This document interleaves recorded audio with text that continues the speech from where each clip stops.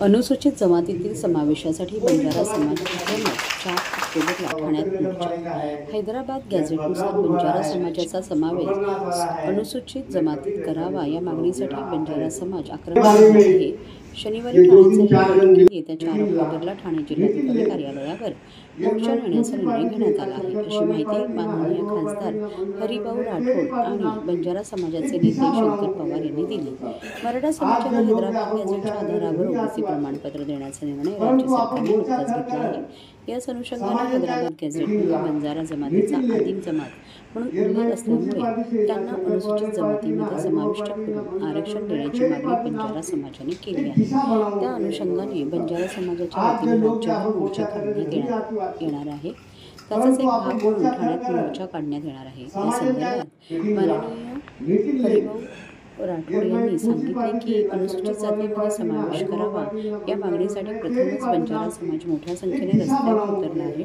आतापर्यंत 30 मोर्चे राज्यभर झाले आहेत. येत्या 19 सप्टेंबरला नांदेड, चंद्रपूर, वाशिम आणि धाराशिव येथे, 4 ऑक्टोबरला ठाणे, 6 तारखेला लातूर, यवतमाळ, 7 तारखेला परभणी आणि जळगाव, 10 तारखेला नाशिक येथे बंजारा मोर्चा काढण्यात येणार आहे. ठाण्याच्या मोर्चाला सेमीफायनल मोर्चा असे नाव दिले जात आहे. जर आम्हाला अनुसूचित जातीतील आरक्षण दिले नाही तर संपूर्ण महाराष्ट्रभरातून बंजारा समाज आताचे मोर्चे म्हणजे पूर्ण सिनेमा ठाण्यातील मोर्चा शंकर पवार यांच्या नेतृत्वाखाली याबाबत की एसटी आरक्षणासाठी राज्यभर मोर्चा निघत आहे. ठाण्यात लाखभर बंजारा समाज या मोर्चात सहभागी होणार आहे. त्याची पूर्वतयारी म्हणून बैठक घेण्यात आली होती. या बैठकीला बंजारा समाजातील महत्त्वाच्या कार्यकर्त्यांना बोलवण्यात आले होते. या बैठकीत चांगला प्रतिसाद मिळाला आहे. या सरकारला आम्ही विनंती करीत आहोत की राज्यभरातील मोर्चांची दखल घेऊन आम्हाला एसटीचे आरक्षण द्यावे.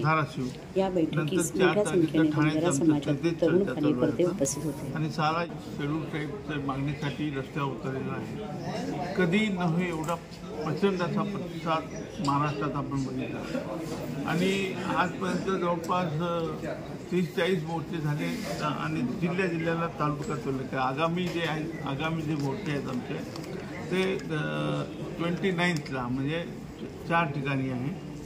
नांदेड, चंद्रपूर, वाशिम आणि धाराशिव. नंतर 4 तारखेचं ठाण्याचं आमचं तेच चर्चा चालू आहे आता. आणि सारा यवतमाळ, लातूर आणि अलिबागला आहे आणि 7ला परभणी आणि जळगाव. त्यानंतर 10ला नाशिक आणि अलिबाग आहे, वर्धा आहे.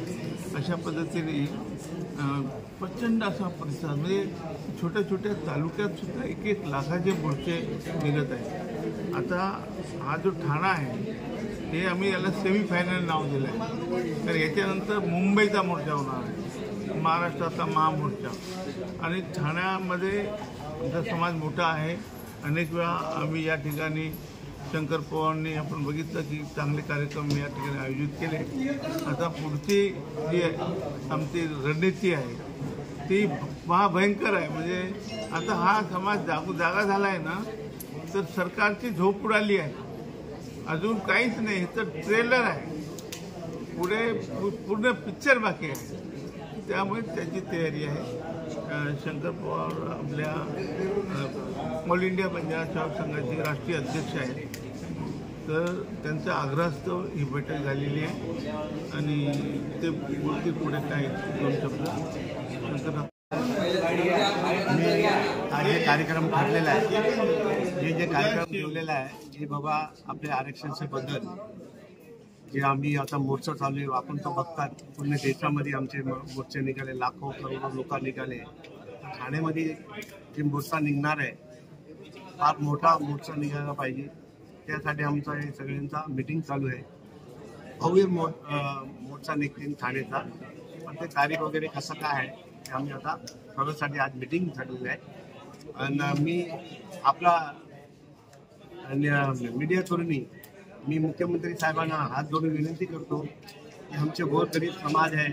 आपण किती वेळ भाषणांमध्ये बोललेला आहे की हा समाज प्रत्येक स्टेटचे समाजमध्ये बोली भाषा एक आहे.